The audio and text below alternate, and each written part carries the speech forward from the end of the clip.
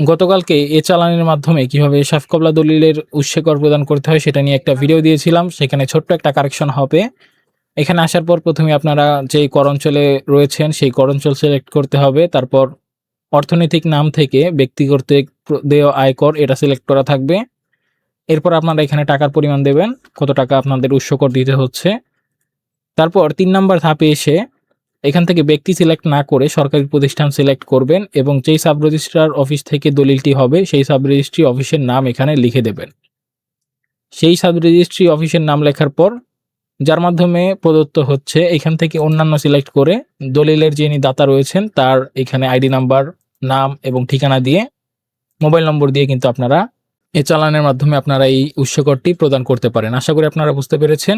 শুরুতে প্রতিষ্ঠানের নাম থাকবে, তারপর অর্থনৈতিক নাম হিসেবে ব্যক্তি কর্তৃক দেয় আয়কর এটা থাকবে এবং ৩ নম্বর ধাপে সরকারি প্রতিষ্ঠান দিয়ে যে সাব রেজিস্ট্রার অফিস থাকছে সেটার নাম দেবেন এবং এখান থেকে দাতার তথ্য দিয়ে এই চালানটি করে ফেলবেন।